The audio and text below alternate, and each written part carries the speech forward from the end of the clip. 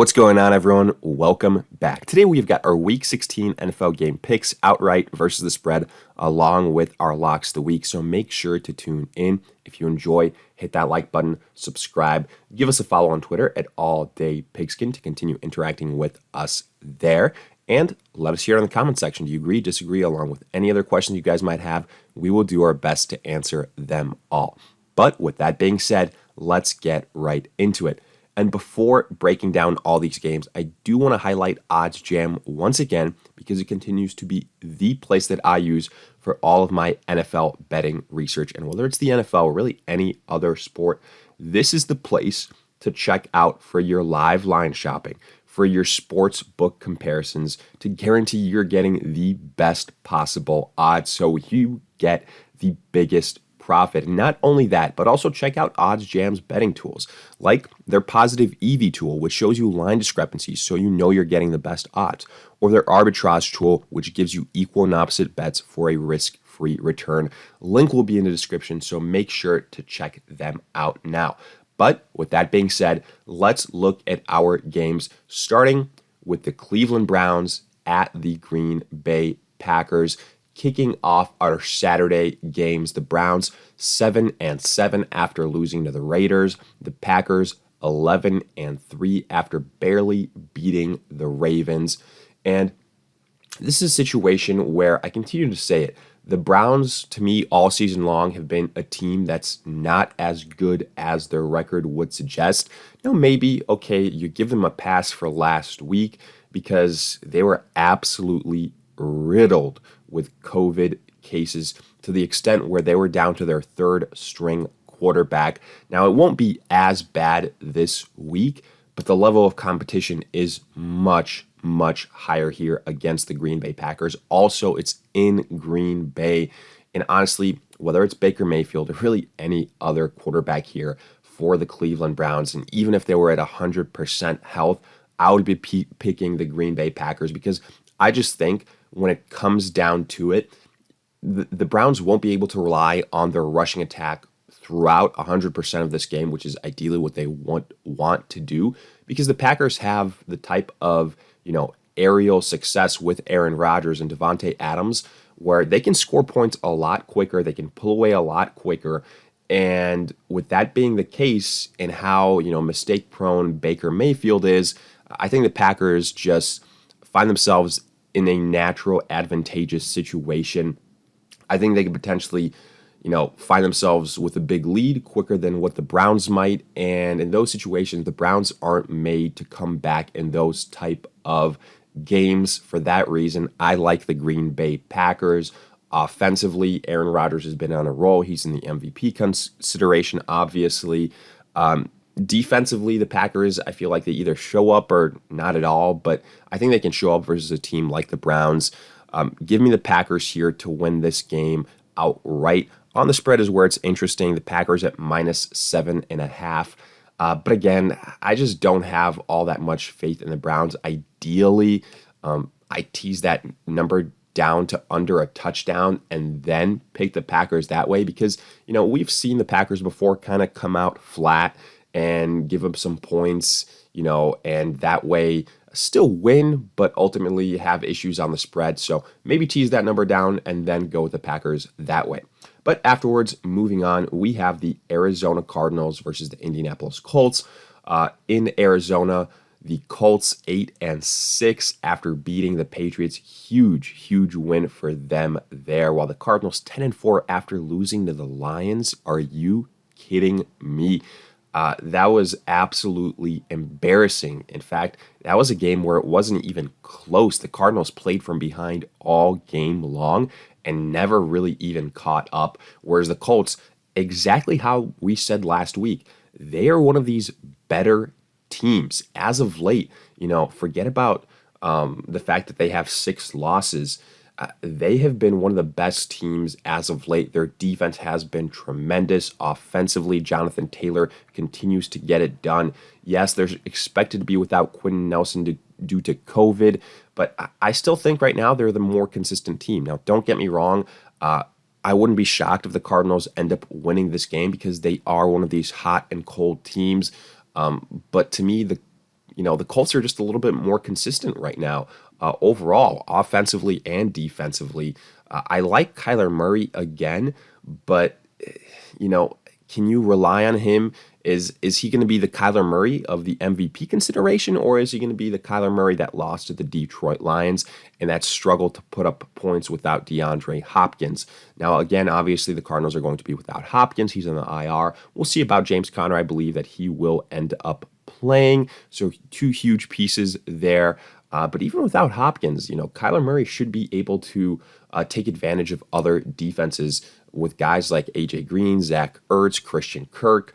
So for that reason, I do like the Cardinals offensively, but the fact that they've just been so inconsistent, and maybe I'm falling prey to the fact that they lost to the Detroit Lions last week, and again, if it was another team here, I'd probably be picking the Cardinals to beat them, but I'm just a big-time fan of what the Colts have done as of late.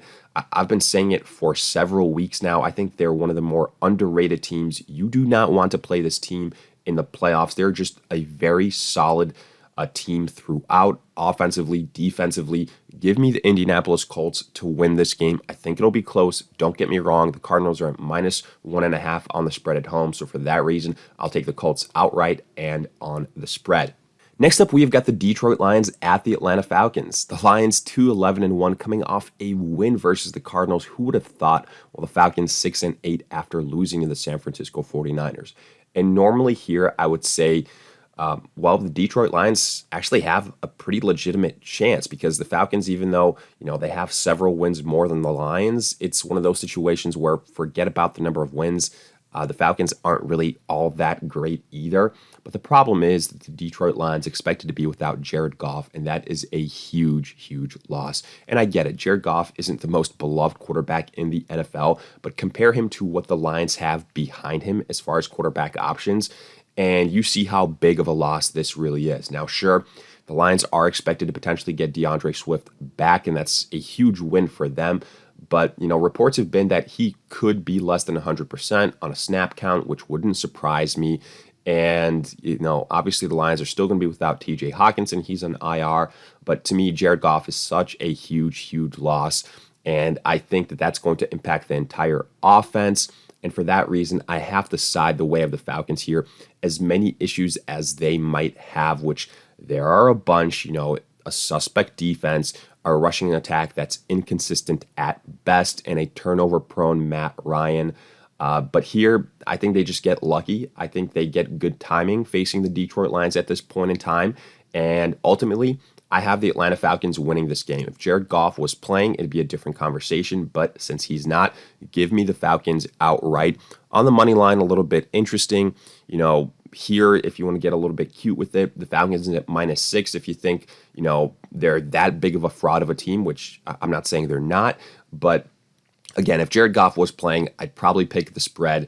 That's kind of the contingency here. But since he's not, I'm going the Falcons, pretty much in a sweep, outright, and on the spread. Then moving on, we've got the Tampa Bay Bucks at the Carolina Panthers. I think this is going to be one of the biggest blowouts of the week. The Bucks 10-4 after losing to the Saints. The Panthers 5-9 after losing to the Buffalo Bills. Folks, okay, first and foremost, I realized the Bucks are missing a plethora of weapons. Mike Evans, Chris Godwin, Leonard Fournette.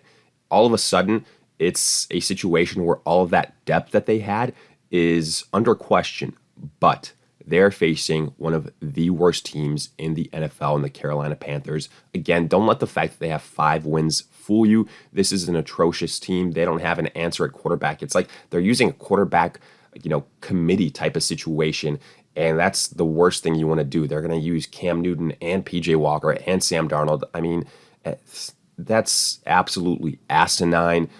This team doesn't have even one quarterback, let alone 3 choices. The Bucks are going to come back pissed after being shut out by the Saints, and they're going to take out their frustrations on the Carolina Panthers. I guarantee you that. Tom Brady, even without those top weapons, is going to put up 30 on the Carolina Panthers. Ronald Jones finally is going to get a chance to, be the featured guy without Leonard Fournette. I mean, there was a point last season when Ronald Jones was able to carry the load for the Bucs. So I know he can do it again. He's had success versus the Panthers in years prior, and Antonio Brown is expected to come back. I think AB and Ronald Jones are going to be huge in this game for the Bucs. I love Tampa Bay in every aspect of this contest. Give me the Bucs outright. The spread is at +10. Could be at +15. I'd still pick the Bucs to cover. Give me Tampa Bay outright and on the spread. Next up, we've got the Baltimore Ravens at the Cincinnati Bengals. Huge divisional clash here. Tremendous implications. And unfortunately, the Ravens are expected to be without Lamar Jackson. Going to be Huntley under center most likely. And they're going to be facing a Bengals team that's coming off a win versus the Broncos. Again, the Ravens barely losing to the Green Bay Packers. Tremendous effort from them. But I think, again, the Bengals are catching the Ravens at a good time. Yes, Huntley had a great performance versus the Packers, but I think the Bengals are going to be able to contain him a little bit more so. And again, I know that Huntley has had some really good moments without Lamar Jackson there. I still don't think he's as good as Lamar Jackson. And I mean, the first time these two teams played, the Bengals showed up big time. I think that Huntley is ultimately going to come up short here. Yes, you've got the weapons, like Mark Andrews, like Marquise Brown, but I think this offense has kind of become a little bit too one-dimensional without Lamar Jackson in the terms of their pass-catching weapons, because it's only become, kind of the Mark Andrews show. In weeks prior, especially towards the beginning of the season, where Marquise Brown was getting a lot of opportunities and having a lot of success throughout the air, seemingly not happening as much. Okay, Huntley is still using his legs, which is nice to see. So the Ravens' rushing attack is still potent, but I think you're going to need a lot of other weapons here to get it done versus the Bengals. They're a very solid team. They've got a solid defense, and offensively, they're loaded with Mixon, with Boyd, with Higgins, with Chase, with Burrow. So give me the Cincinnati Bengals here. Ultimately, I like them to win this game. If Lamar Jackson was playing, again, maybe it'd be a little bit different, but I will take the Bengals at home. They're at -3 on the spread. Give me them to cover the spread. Huntley versus Burrow. I'll take Burrow. I think that's enough to sway me in the way of the Bengals on that number. So I like them outright and on the spread. Then moving on, we've got the LA Chargers versus the Houston Texans. This game is in Houston. I think this is going to be one of the more straightforward games of the week. The Chargers 8-6 after losing to the Chiefs. The Texans, kudos to them, 3-11, did beat the Jaguars, but the Jaguars are, one team, and then the Chargers are a completely different team. The Chargers are a team that you're going to see in the playoffs more than likely. They're so much better, and even with a guy like Austin Eckler probably not playing this game due to COVID, I like the Chargers to win big here. Justin Herbert, Keenan Allen, Mike Williams, Jared Cook, and I think Justin Jackson will be able to fill in nicely for the Chargers. Give me the Chargers to win this game. I still think the Texans are very one-dimensional. The rushing attack is pretty much non-existent. Quarterback play is, average at best. I don't even want to say that. I think it's going to get exposed here versus a very good defense, and it's kind of just leaves Brendan Cooks. So to me, the Texans, you can't rely on them. The defense isn't good either. So give me the Chargers to win this game.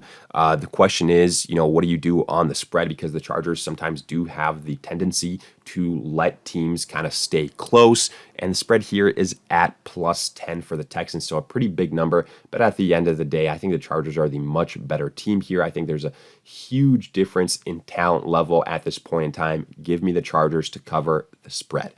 Moving on, we've got the LA Rams at the Minnesota Vikings.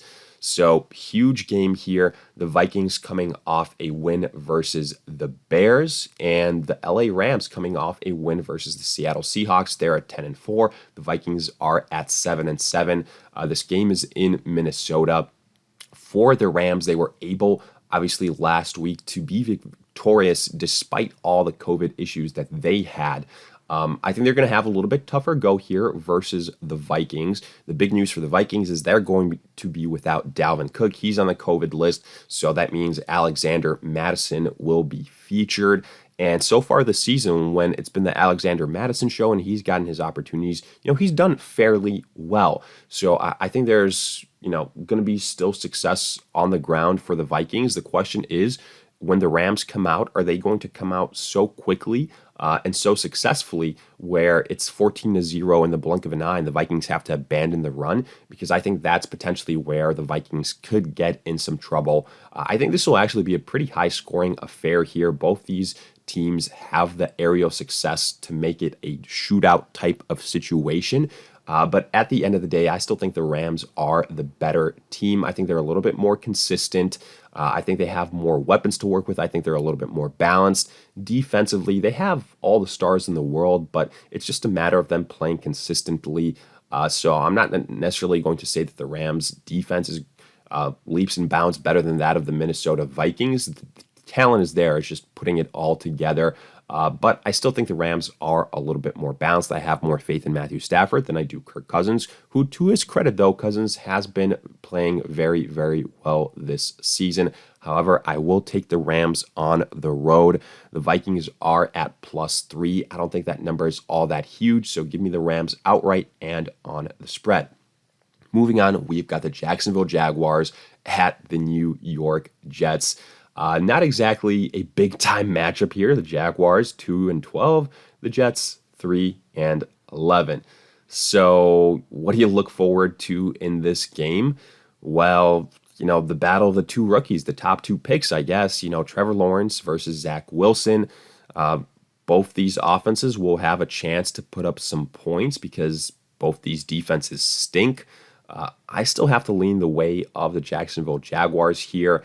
Yes, they're coming off a disappointing loss versus the Houston Texans, but to me, again, I'm going to continue saying this. They're a night and day type of team, difference-wise, compared to when Urban Meyer was there, and now without Urban Meyer. I think offensively, they're just a little bit more free. They're going to be utilizing their top players in better ways. I think James Robinson, again, is going to have a successful outing. He did so versus the Texans. I think he can do so versus the Jets. New York, they're banged up. Yes, Michael Carter returned last week, but didn't quite get the normal usage that we were anticipating. So I'm going to go with the Jaguars here. I think they have more weapons offensively. I have more faith in Trevor Lawrence than I do Zach Wilson.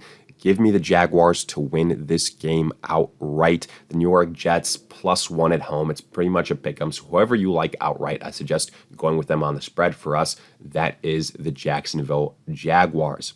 Afterwards, we've got the Giants at the Eagles. And boy, this one could potentially get ugly. The Giants 4-10. The Eagles 7-7. Giants losing to the Cowboys, while the Eagles beating Washington.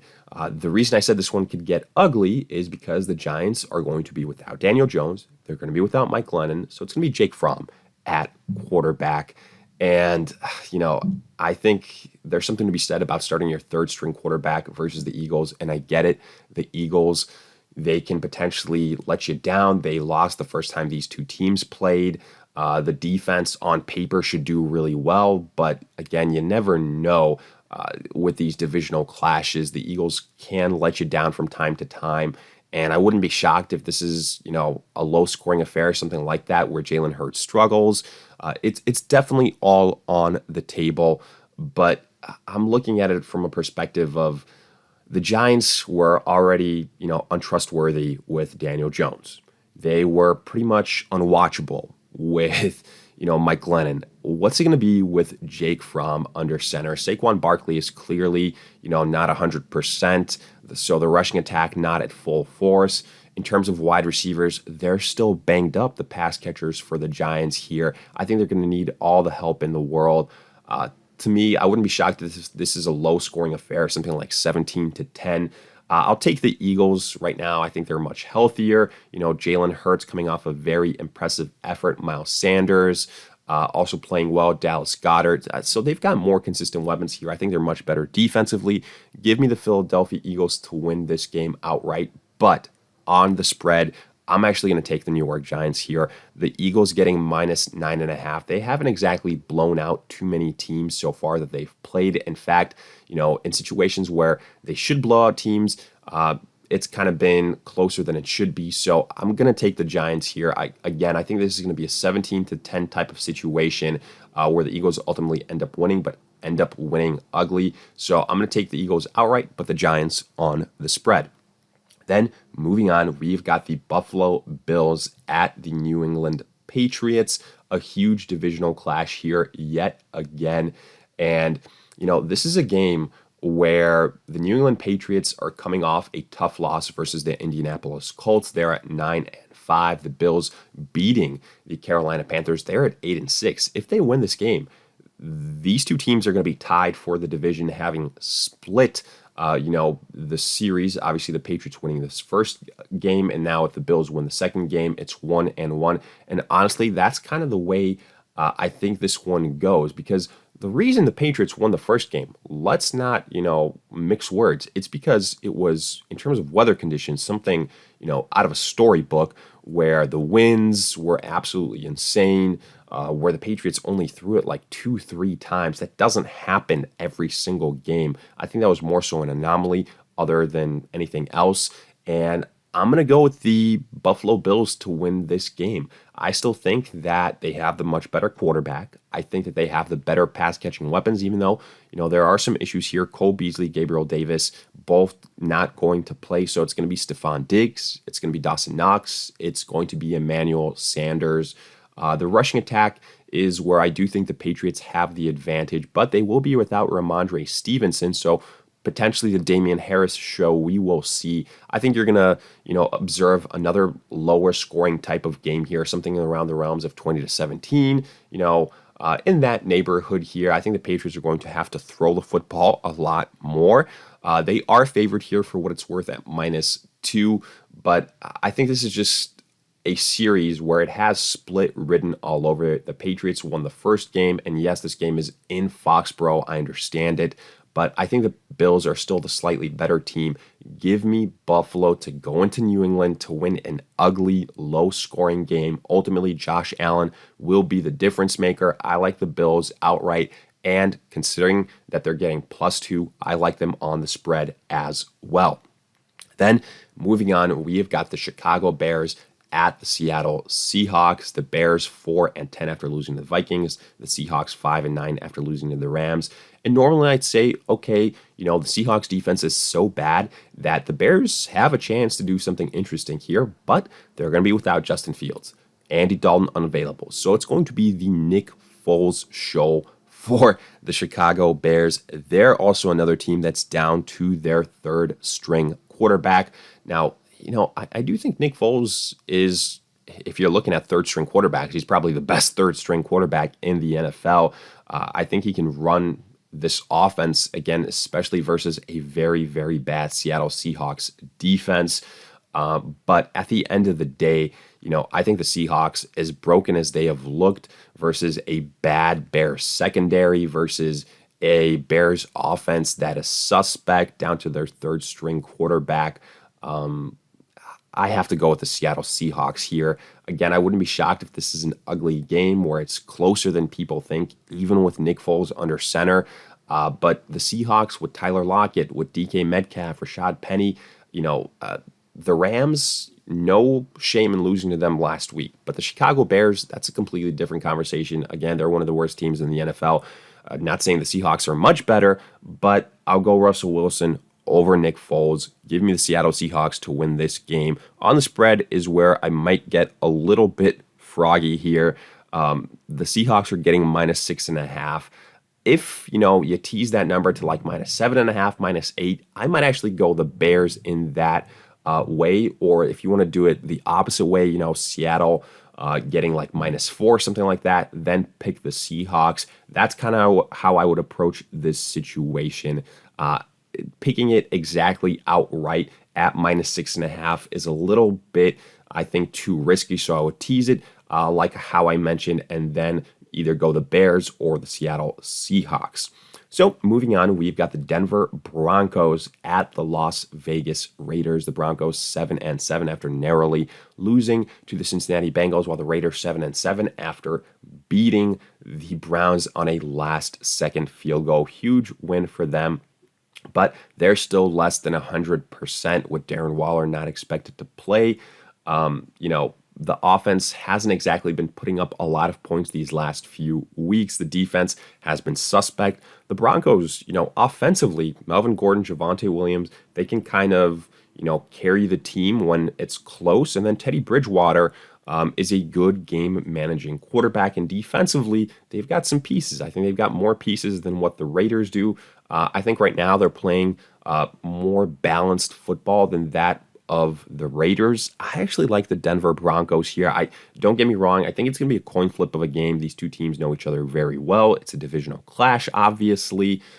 So I could see the Raiders winning. And when you look at it, the spread is basically a pick 'em. The Raiders are at +1, so it could go either way, but I'm going to go the way of the Denver Broncos here. I think they're just a little bit more balanced.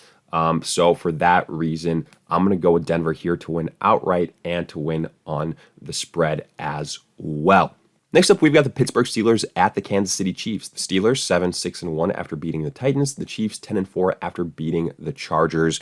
And the question here is, which Pittsburgh team shows up? Is it the Pittsburgh team that, can barely put up points, the Pittsburgh team that lets up all these rushing yards, and the one that can't get their own running game going, and the one with Big Ben and his noodle arm? Or is it the one that, every once in a while is like, okay, the Steelers offensively, they've got Najee Harris, they've got Deontay Johnson, they've got Chase Claypool. Big Ben is still a very smart quarterback. They can somewhat get it done.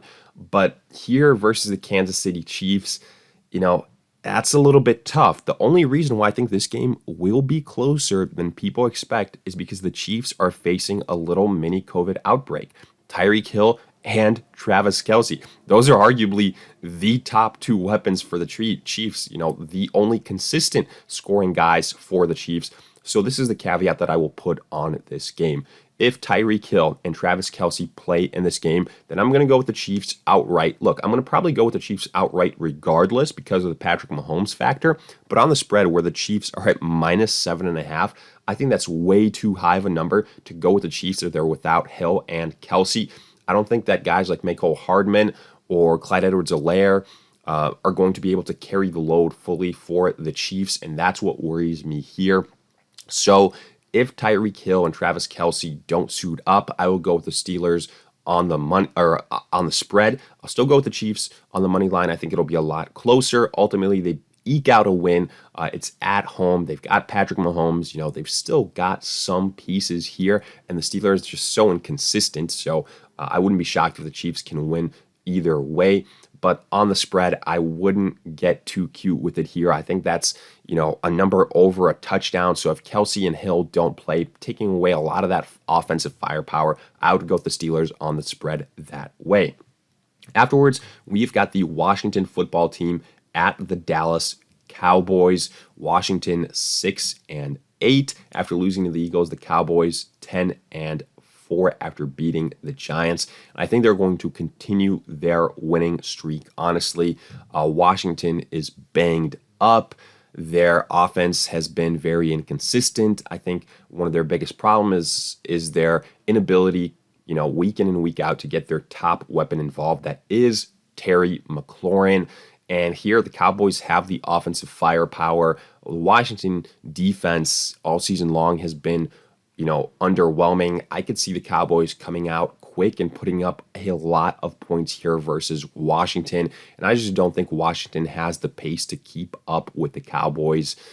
So I'm going Dallas here and not really questioning it at all. I think the Dallas defense will also be involved here in terms of, turnovers, in terms of maybe even getting a score on their side as well. I'm going the Dallas Cowboys outright. On the spread is where it gets a little bit tricky because the Cowboys getting a big number at -10. I'm still going to go with the Dallas Cowboys, though. I think Washington is banged up right now. I think their quarterback situation is not ideal. I've been saying it all season long. I think Heineke is kind of a fraud at the quarterback position. He is way too up and down to be to be reliable. And the defense has been very underwhelming. They've kind of been giving up a lot of points every single week to regardless who they play. And I think this is the exact type of game where we see the Cowboys, what they're capable of offensively. They hang like 20 plus, 30 plus on Washington. Give me the Cowboys outright and on the spread. And then finally, we get to our Monday night game. We've got the Dolphins at the New Orleans Saints. Both these teams 7-7 after the Dolphins beat the Jets and after the Saints blanked the Tampa Bay Buccaneers. That is not how I saw that game going. Hand up, especially with Taysom Hill under center. But I mean, I guess just they are the kryptonite for the Tampa Bay Bucs in the regular season. However, this is a game where the Saints are going to have yet another different quarterback under center because Simeon and Taysom Hill in COVID protocols. That means that rookie quarterback Ian Book will be the starter for the New Orleans Saints. And as crazy as this sounds, I actually think that might be better for this offense because now you're going to see a normal rushing attack. You're not going to see those gadget plays that Taysom Hill did and, Alvin Kamara not being nearly as involved as a rusher and as a pass catcher. And again, considering the lack of pass catching weapons that these guys have, especially wide receiver, Alvin Kamara needs to be involved to that extent. So I think this could be a little bit better for the New Orleans Saints, but still at the end of the day, I think the Dolphins are going to be the better side here. I can't say I have all the faith in the world in Ian Book, even with the good offensive line and the good defense. I'm going to go with the Miami Dolphins in an ugly game here. I think it's going to be low scoring. I think there's going to be a point where the Dolphins find themselves down and they're going to have to dig themselves out from a hole, but I have more confidence in them than I do of the New Orleans Saints here. Maybe if it was Simeon under center, it'd be a different conversation. I'm going to go with the Dolphins, though. They're actually getting +3 here. The Saints favored at -3. It's in New Orleans. Again, they've got the good offensive line, the good defense, the Dolphins up and down. And you could argue this last month and a half, the Saints are one of the better teams that they have faced. But again, I think they are better throughout from top to bottom, a little bit more consistent right now. Give me the Dolphins to win this game outright and on the spread. But with that, we wrap up our pick'ems. Now looking at our locks of the week. Let's start with the Packers versus the Browns. I think the Packers are just plain and simple the better team. The Browns with an iffy, Baker Mayfield. I just don't trust that offense. I will take the Packers all day long. Then Bucks versus the Panthers. This is the easiest lock of the week. The Bucks are going to absolutely dismantle Carolina. I feel very confident in saying that. Let's move on. We go to the Chargers versus the Texans. I love the Chargers here. Even if they don't cover the spread, I think they are the much better team. Give me the Chargers to win this contest. Herbert won't even need Eckler here. That's how much better the Chargers are than the Houston Texans. Moving on, we've got the Giants versus the Eagles. The Giants are down to the third-string quarterback, folks. They weren't good when they were with Daniel Jones and Glennon to begin with. Give me the Eagles here to win this game. And then finally, we have got the Seattle Seahawks versus the Chicago Bears. Again, the Bears down to their third-string quarterback. Defensively, they're absolutely, questionable. And as bad as the Seahawks have been, them in Seattle here, I'll take Russell Wilson and company to beat the Chicago Bears. But with that, we wrap up our Week 16 NFL game picks outright versus spread along with our locks of the week. As always, let us hear in the comment section. Do you agree, disagree, along with any other questions you guys might have? We will do our best to answer them all. If you enjoyed, hit that like button, subscribe, give us a follow on Twitter at AllDayPigskin to continue interacting with us there. But in the meantime, we'll see you guys in future videos.